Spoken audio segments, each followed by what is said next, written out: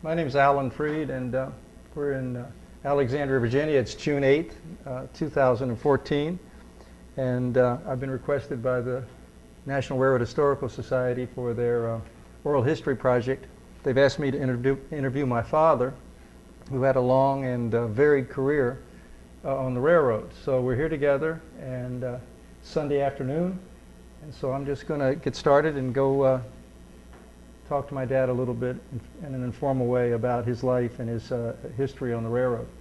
I went to work with, in I think it was July of '52 with the Atlantic Coast Line. So where was the office in the station? It was opposite about track 9 or 10. The station master was at 15 and 16. So, and we were just opposite there. Down toward the post office on that Toward side the of the post office area, yeah. So in our office there, we had representation for the Pennsylvania, C&O, B&O, Southern, Seaboard, and Coastline. We had individual assigned there. So each guy had his own desk? Each person had their own desk. And out in the, we call the lobby of it, we had a young lady, well, not a young lady, but a lady who had worked for terminal for years. Her name was Marie Hunt. She was the receptionist or the concierge or whatever you might want to call her. And when people would come in and want information or about a particular railroad, she would direct them to that individual sitting back at his desk. And she worked there for a long time. So it was right there that our desk was, Seaboard and Coastline was the first two desks as they walked in. Mm-hmm. Yeah. So what was your, what did you do? What was part of the job? What was the... Well, of course, the part of the job there was we had to meet the trains when they came in from New York, going south. And we had diagrams, what we call diagrams, of the individuals who had signed up and had reserved seats or Pullman accommodations.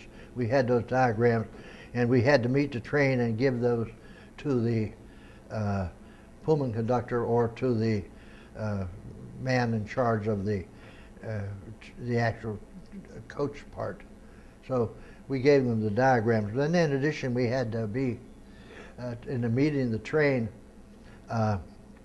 You had special attentions that you would have to go in and meet these people and you know, thank them for whatever, being on the train, or if could you give any help to them. It was just casual, but we did it. And then we had, at that particular place, the railroad put on magazines in the lounge cars. So we were responsible also for making sure that they were up to date for the forward trips. And then people would connect, I guess, to your trains, right? Well, you'd get people connecting like from Pittsburgh or Chicago or Detroit. They were connecting, and they would come down and they would come into your office. And some of them had reservations, some of them didn't. And then you would have to make sure that they were well taken care of. I met a lot of fine people that way.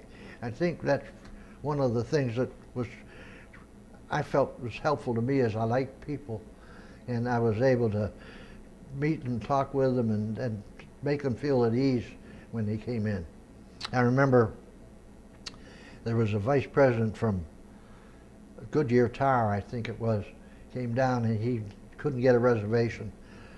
And I remember saying that, well, don't worry about it. I said, I'll get you on if I have to put you in the diesel.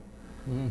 Well, he wrote a letter to the president saying how nice I was, and that he was going to put me in the diesel, and the president wrote back, he said, I don't think you better put him in the diesel.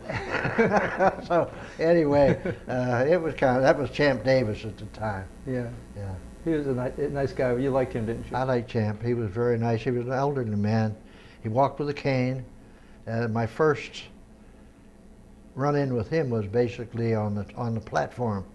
He was coming from New York. I guess they had a director's meeting up there, and he got off the train and he saw me there, and he says to me, I'm going upstairs to get a newspaper. Don't let the train leave without me.